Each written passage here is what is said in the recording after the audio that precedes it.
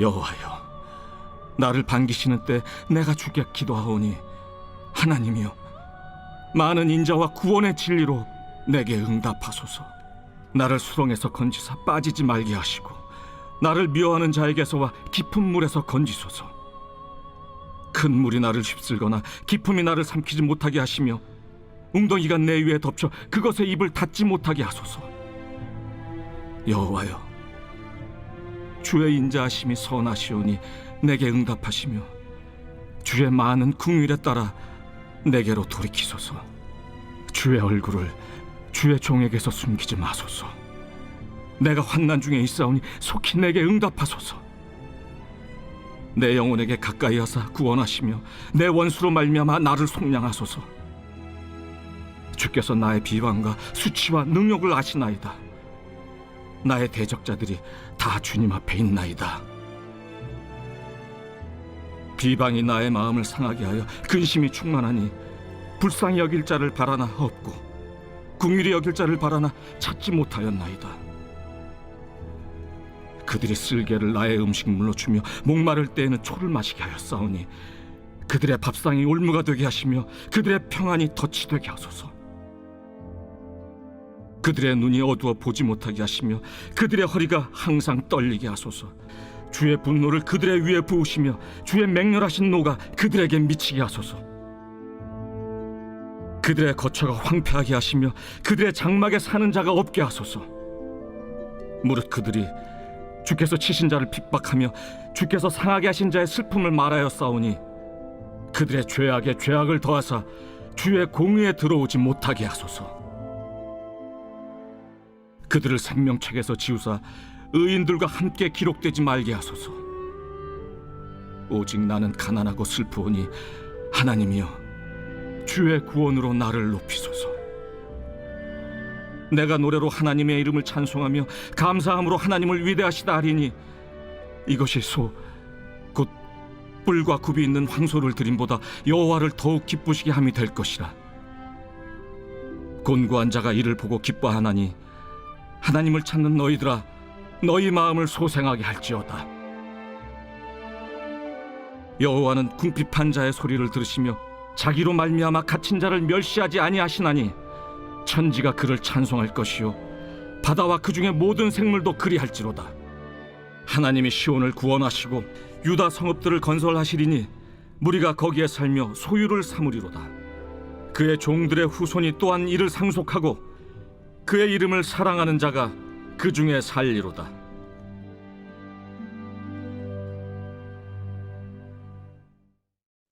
사랑하는 브릿지 가족 여러분, 주님의 이름으로 여러분들을 축복합니다.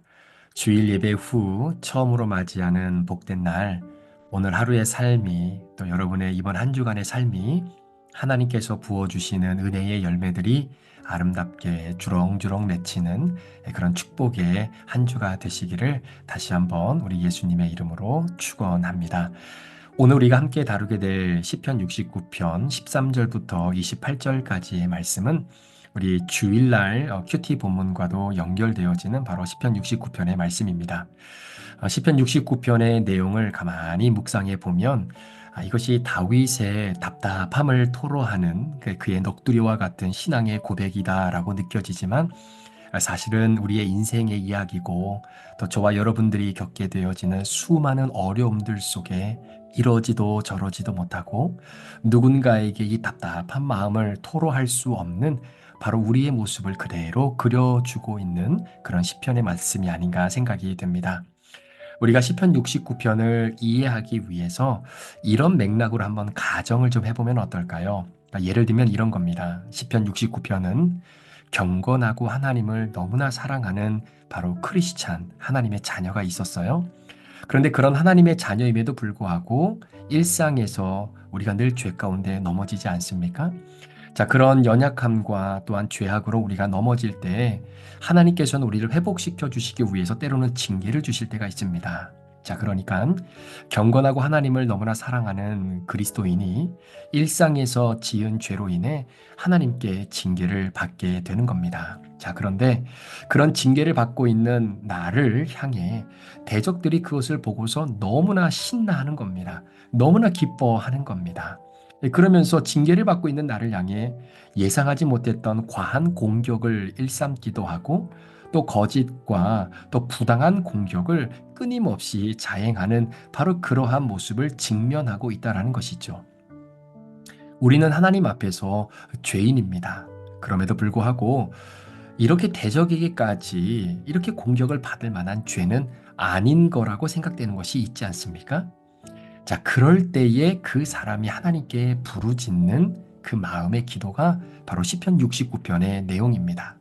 다시 한번 정리하면 여러분들처럼 경건하고 하나님을 사랑하는 바로 우리 크리스찬 기독교인들이 일상에서 지었던 죄로 인해 하나님의 징계를 받기도 하지만 그 징계를 받는 나를 향해 손가락질하며 신나하고 그리고 기뻐하면서 오히려 나를 과하게 공격하고 거짓과 부당한 일들을 통해서 끊임없이 나를 공격하는, 그래서 그런 사람들 앞에서 내가 하나님 앞에 지은 죄가 있지만 내가 이렇게 죄인들 이런 대적에게까지 이렇게까지 공격을 받을 만한 죄를 졌는가 라고 하는 그 답답한 마음을 가지고 하나님께 부르짖는 기도가 바로 69편이다라는 것이죠. 그래서 다윗이 이런 답답한 마음을 가지고 누군가 나를 좀 위로해 주었으면 좋겠다라고 하는 그 마음을 고백하고 있는 것입니다. 혹시 여러분 윤복희 씨가 불렀던 여러분이라고 하는 그 노래를 아십니까? 굉장히 인기 있었던 노래였지요. 그 노래의 가장 마지막 부분에 보면 그 가사가 이렇게 되어 있습니다. 내가 정말로 외롭고 외롭고 외로울 때 누가 나를 위해서 위로해 줄 수 있는가라고 하는 맥락의 고백이죠. 그러면서 윤복희 가수가 그 노래를 듣고 있었던 그런 대중들에게 그게 바로 여러분입니다. 여러분이 나를 위로해 주셔야 됩니다. 여러분이 또 여러분 스스로 뿐만 아니라 옆에 있는 다른 누군가를 위로해 주셔야 됩니다. 뭐 그런 맥락으로 이제 노래를 마무리하게 되지 않습니까? 그와 마찬가지로 오늘 다윗이 그렇게 고백하고 있는 겁니다. 내가 이렇게 하나님 앞에 징계를 받고 있는 것이 정말로 대적들의 눈에는 기쁨과 환희에 찬 모습으로 나에게 거짓과 그런 부당한 공격을 일삼고 있는 이 상황 속에 누가 나의 이 답답함을, 누가 나의 이 힘든 마음을 좀 위로해 주실 수 있겠습니까? 자, 그러면서 오늘 다윗이 나를 위로해 줄 사람을 찾는 겁니다. 자, 그런데 참 아이러니컬하게도 누군가 다윗의 마음을 이해해주고 그런 다윗의 힘듦을 함께 나누어질 수 있는 사람이 있었으면 참 좋았을 텐데, 여러분 20절 말씀을 한번 보시겠습니까? 이렇게 기록되어 있죠. 비방이 나의 마음을 상하게 하여 근심이 충만하니, 자, 이 말은 마음의 병이 굉장히 심하게 들었다라는 겁니다. 자, 그런데 20절 말씀해 보니까 나를 불쌍히 여길 자를 바랬지만 없다라는 거예요. 그리고 긍휼히 여길 자를 바라나 찾지 못하였다라는 것입니다. 정말로 나를 위로해주고 나를 불쌍히 여겨주고 그리고 나를 긍휼히 여겨줄 자를 내가 찾고 찾고 또 찾았지만 결국은 찾지 못한 것이 지금 다윗의 상황이다라는 것이죠. 자, 그런데 내가 정말로 찾고자 하는 사람은 나에게 오지 않는데 내게 오지 않았으면 하는 사람들이 다가오는 이 상황은 또 어떤 상황일까요? 자, 그 내용이 21절에 이렇게 기록되는데 한번 보세요. 그들이 쓸개를 나의 음식물로 주며 목마를 때에는 초를 마시게 하였사오니, 여러분 어디서 많이 들어봤던 구절의 내용 아닙니까?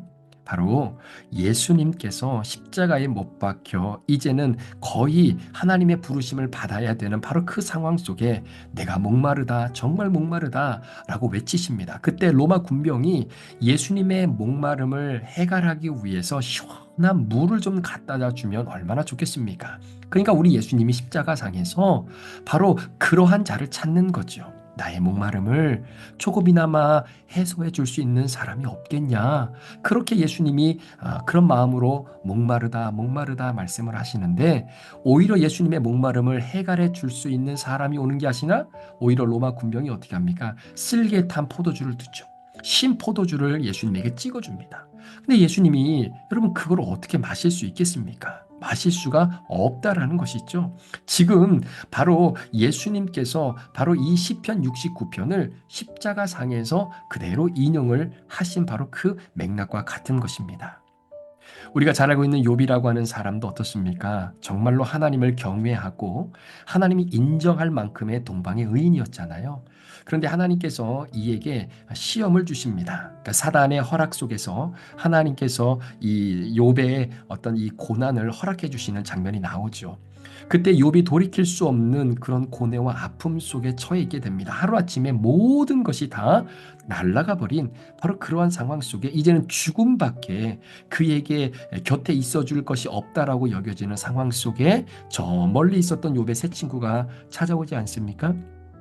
그런데 그 새 친구가 와서 정말로 욥이 기대했던 것은 자신을 위로해 주기를 바랬던 거예요. 자신의 안타까움과 그리고 해결할 수 없는 이 문제를 함께 고민해 줄 수 있는 그런 친구를 기다렸던 것 아니겠습니까? 그런데 이 새 친구가 찾아와서 욥에게 하는 것이 뭐냐면, 야, 네가 하나님 앞에 죄를 지었기 때문에 이런 결과로 인과응보의 결과로 네가 지금 이런 상황을 겪게 된 것이지, 그렇지 않고서야 네가 어떻게 이런 어려운 돌이킬 수 없는 이런 재난 속에 네가 있을 수 있겠느냐라고 말하면서 오히려 욥을 비난하기 시작하고 회개를 요구하기를 시작하게 되는 것이죠. 그러니까 욥은요, 이런 친구를 기다린 게 아니었어요. 진짜 나의 한숨을 들어주고 나의 답답한 마음을 함께 공감해 줄 수 있는, 내가 어떠한 설명을 하지 않아도 그냥 나를 이해해 줄 수 있는 그런 친구를 기다렸지만 그런 친구가 오지 않았던 것이죠. 오히려 위로자를 찾았을 때 고통을 가중하는 사람이 나타나게 되는 것입니다. 여러분, 이것이 어떻게 보면 예수님에게도 동일하게 벌어졌던 사건이고요. 그리고 오늘 본문을 기록했던 다윗이라고 하는 그 사람도 바로 인생의 이 한 단면을 깊이 경험했던 때가 있었습니다. 자, 그렇다면 예수님도 이런 상황, 다윗도 이런 인생의 여정을 걸어갔다면 여러분, 저와 여러분들도 당연히 이러한 인생을 걸어갈 수밖에 없는 것이고, 또 오늘 함께 말씀을 듣고 계시는 우리 성도님들 가운데는 분명히 이런 다윗의 삶을 아마 경험해 보셨던 분들도 있지 않으시겠습니까? 자, 그럴 때 우리는 어떻게 이 상황을 극복해 나가야 되느냐? 자, 오늘 다윗은 우리에게 두 가지를 설명해 주는데, 자, 그 해결점이 바로 오늘 이 다윗과 같은 상황 속에 있는 분들이 계신다면 이 해결점을 통해서 그 상황을 믿음으로 이겨내실 수 있기를 주의 이름으로 축복합니다. 자, 그러면 첫 번째는 모든 것을 다 아시는 주님을 만나셔야 됩니다. 정말로 모든 것을 다 아시는 주님을 만나셔야 되는 것이죠. 자, 19절 말씀을 한번 보실까요? 이렇게 기록되어 있습니다. 주께서 나의 비방과 수치와 능욕을 아시나이다. 나의 대적자들이 다 주님 앞에 있나이다. 그러니까 다른 사람은 다 몰라도 주님만이 나의 비방과 수치와 능력을 다 알고 계신다라는 거예요. 자, 주님이 다 알고 계신다라고 하는 그 고백 속에는 이 모든 수치와 비방과 나의 능력을 해결해 주실 수 있는 위로와 구원이 누구로부터 임할 수밖에 없느냐? 바로 모든 것을 아시는 주님으로부터 임하게 된다라는 우리의 믿음의 고백이 있는 것입니다. 자, 그래서 제가 참 좋아하는 찬양 중에 어노인팅이라고 하는 그룹의 그 전도사님이 부르셨던 찬양 중에 모든 것 아시는 주님이라고 하는 찬양이 있어요. 그 가사가 이렇게 됩니다. 모든 것 아시는 주님, 내 삶에 펼쳐진 계절도 임마누엘 함께 늘 동행하시니 내 모든 순간 돌보아 주시네. 이렇게 고백하는 것이죠. 그래서 모든 것을 합력해서 선을 이루시는 바로 그 위대하신 하나님, 바로 그 인도자 되시는 예수를 나는 찬양합니다. 라고 고백하는 바로 그 찬양의 고백입니다. 자, 그러니까 여러분 한번 잘 생각해 보세요. 우리가 절망과 한탄과 또한 비방과 수치와 능욕 속에 함몰되어져 있었던 상황 속에서 우리가 소망을 바라볼 수 있는 변곡점의 시점이 있어요. 그 변곡점의 시점은 다른 것이 아니라 바로 주님만이 다 아신다라고 하는 그 고백이 바로 절망에서 소망으로 역전되어지는 변곡점이다라고 하는 사실입니다. 사실 많은 사람들이 그러한 자신의 답답함을 알아주지 못하기 때문에 때로는 이 사람 찾아가서 녹두리를 놓고 또 저 사람 찾아가서 나의 답답한 마음을 끊임없이 토로하고 또 이 사람을 찾아가서 내가 가지고 있는 이 답답함의 정당성을 사람들에게 설명하려고 많은 애를 쓸 때가 없잖아 있죠. 그런데 여러분, 오늘 성경은 우리에게 고백합니다. 사람 찾아가지 말고 하나님 찾아가라는 거예요.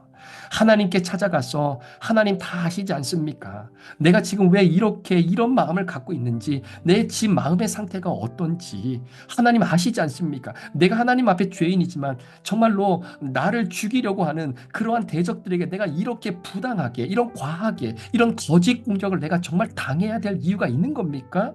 라고 하는 그 마음을 고백할 수 있는 바로 그 대상은 바로 우리 하나님밖에 계시지 않는다라는 겁니다. 그러니까 여러분, 사람 찾아가지 마시고요. 우리의 모든 것을 아시는 주님을 찾아가시기를 축원합니다. 그래서 우리 신앙의 선배님들, 또 우리 어머님, 아버님 세대들의 우리 사랑의 우리 귀한 어르신들이 하나님 앞에 늘 불렀던 찬양이 있잖아요. 뭐 가사가 화려하지도 않아요.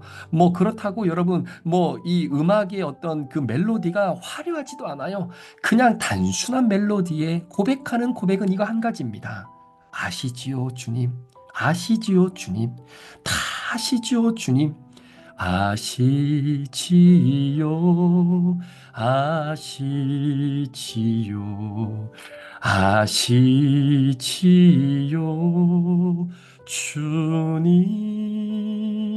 주님. 그냥 한없이 눈물 흘리며 주님 앞에 다른 미사여구 없이 아시지요, 주님. 내 마음 아시지요. 내 상황 아시지요, 주님. 제가 이렇게 새벽에 기도하다 보면 우리 교회 권사님들 가운데도 이렇게 기도하시는 분이 있어요. 아시지요, 주님. 지금 내가 흘리는 이 눈물, 주님 아시지요. 사랑하는 성도 여러분, 모든 것을 아시는 주님께 나아가십시오. 그 마음은 결국 나에게 위로와 구원을 주실 수 있는 분은 바로 하나님 한 분밖에 계시지 않습니다. 라고 하는 우리의 신앙의 고백이기도 합니다. 여러분, 친구 많으십니까? 그 많은 친구들 가운데 진짜 손에 꼽을 만큼 좋은 친구 있으세요? 여러분, 좋은 친구는 어떤 친구일까요? 진짜 나를 위한 친구는 어떤 친구일까요? 물론 여러 가지 기준이 있겠지만 저는 생각하기를 설명 없이 나를 지지해 줄 수 있는 친구. 나하고 친한 관계에 있는 사람이지만 내가 무슨 일을 당했을 때 그 사람에게 이것을 설득하기 위해 설명을 해야 된다라고 한다면 여러분, 그 친구는 아직까지는 정말 좋은 친구는 아닌 것 같아요. 정말로 좋은 친구는 내가 설명하지 않아도 정말로 내 모든 것들을 그냥 이해해주고 함께 울어주고 함께 웃어주고 함께 있어줄 수 있는 친구. 물어보지 않아도 정말로 하나님께서 우리에게 허락해 주시는 바로 그 은혜가 있는 친구가 아닐까라는 생각을 해보게 됩니다. 그러니까 좋은 친구는 묻지 않아요. 너 왜 그랬어? 너 무슨 이유 때문에 그러는 건데? 네가 어떤 상황이어서 네가 어떻게 행동했기 때문에 이렇게 되는 건데 자꾸 묻지 않아요. 그러니까 여러분, 우리 교회 안에서도 우리가 정말 관심이 있어서 이 사람 저 사람에게 이렇게 물어보는 거는 너무 좋지만 때로는 우리가 묻지 않아야 될 것도 묻는 경우들이 있어요. 그럴 땐 여러분 굉장히 조심해야 됩니다. 그러니까 왜 아직도 결혼을 안 했냐? 왜 아직도 아이가 없냐? 뭐 이런 물음들이 있잖아요. 개인 신상 정보와 같은 이런 물음들은 여러분 가급적 묻지 마십시오. 아, 그 사람이 그런 상황이 있겠지. 그런 형편 속에 있을 수밖에 없는 어떤 이유가 있겠지. 그냥 이해해 주시고 넘어가시면 되는 거예요. 자꾸 묻지 않았으면 좋겠다라고 하는 질문들이 있습니다. 그렇죠?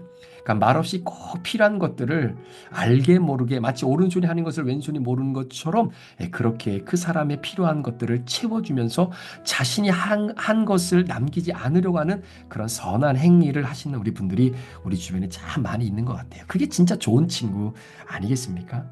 우리 예수님이 바로 우리의 좋은 친구잖아요. 혹시 예수님이 여러분들에게 죄 짓고 넘어져 아파할 때에 혹시 너 왜 죄졌냐고, 너 왜 이렇게밖에 할 수 없냐고, 네가 왜 항상 이런 죄 가운데 있어야 되냐고 여러분들에게 따지고 물으신 적 있으셨습니까? 우리 예수님은 요한복음 8장 말씀에도 가늠한 여인을 향해 하나도 물어보지 않으셨어요.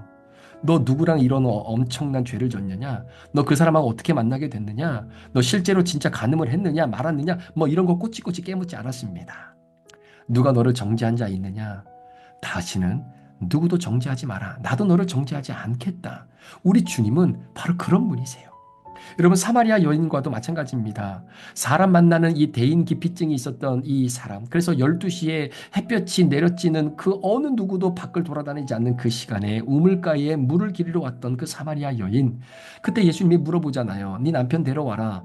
근데 남편이 없다는 거예요. 맞아요. 근데 예수님은 아시잖아요. 남편이 5명이나 있는 걸 아는데 너 왜 나한테 거짓말했냐? 너 남편 있잖아. 마지막 남편 데리고 와.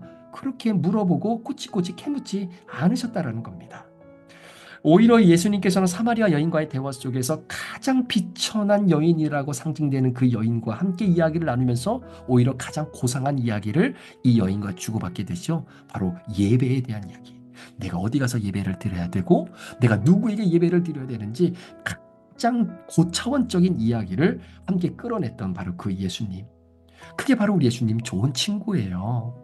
여러분, 예수님이 베드로가 부인하고 난 이후에 마지막으로 우리 예수님이 갈릴리 바다에서 정말로 베드로를 다시 만나 주시지 않습니까? 그때 베드로를 만났던 우리 예수님이 베드로에게 너 그때 왜 나한테 부인했냐? 너 그때 부인하지 않고 나를 끝까지 지킨다고 네가 나한테 약속하지 않고 말고의 귀까지 네가 배웠던 자가 아니냐? 근데 어떻게 네가 나한테 그럴 수 있느냐? 이유가 뭐냐? 꼬치꼬치 깨묻지 않으셨습니다. 네가 나를 사랑하느냐? 그러면 네 양을 먹이고 네 양을 쳐라. 모든 것을 아시는 주님입니다.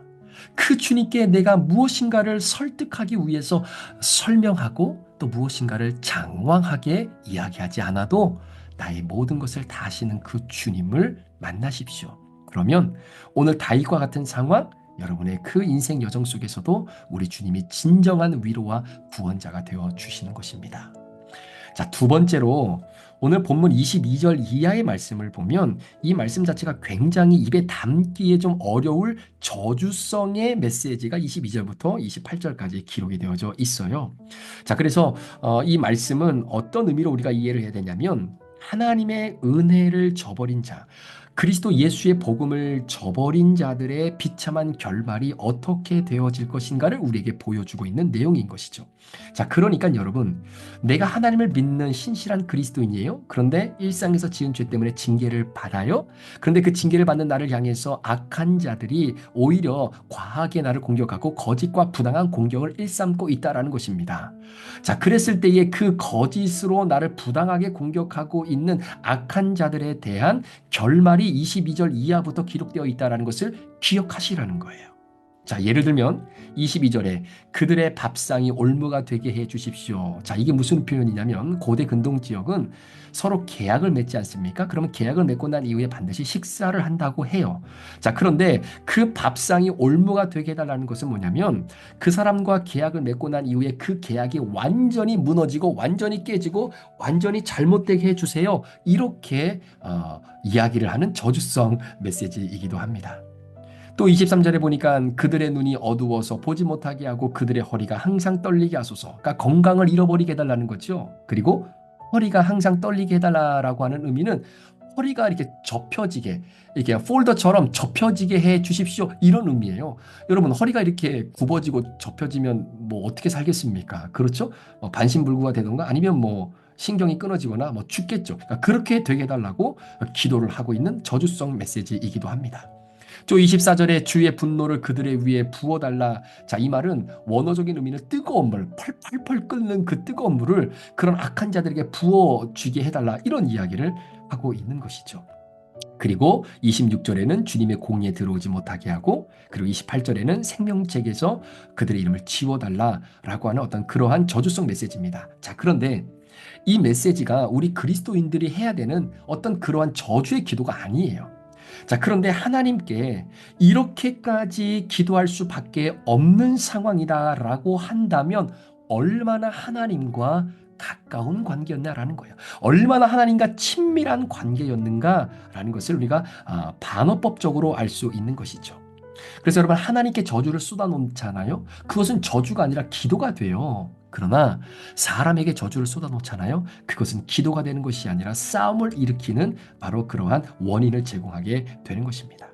따라서 22절부터 28절까지는 하나님의 은혜를 받아들이지 않는 사람, 그리스도 예수의 복음을 받아들이지 않는 사람들의 비참한 결과가 결국 이렇게 되어진다라는 것입니다.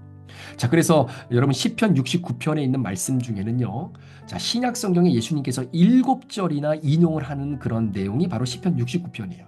그러니까 예수님께서 시편 69편을 인용하실 때 어떤 상황에서 누구를 향해 어떤 대상을 바라보면서 이 말씀을 인용했는가를 우리가 볼 필요가 있다라는 거죠.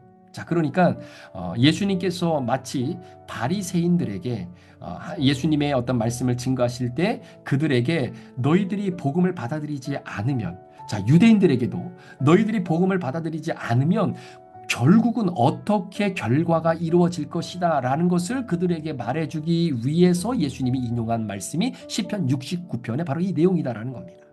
자, 그러니까 유대인들이 복음을 받아들이지 않아요? 그러니까 그 복음이 이방인에게 넘어갑니다.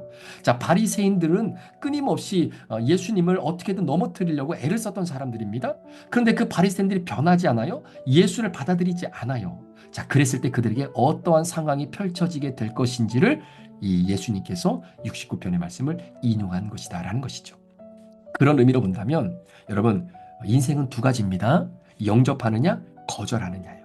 영접한다는 것은 하나님이 모든 것을 다 아신다라고 하는 고백과 연결되는 것이고요. 예수님을 영접하지 않고 거절했다라는 것은 바로 22절 이하에 기록되어 있는 이 비참함의 삶이 내 인생의 삶이 되어질 수 있다라는 것을 보여주고 있는 것입니다.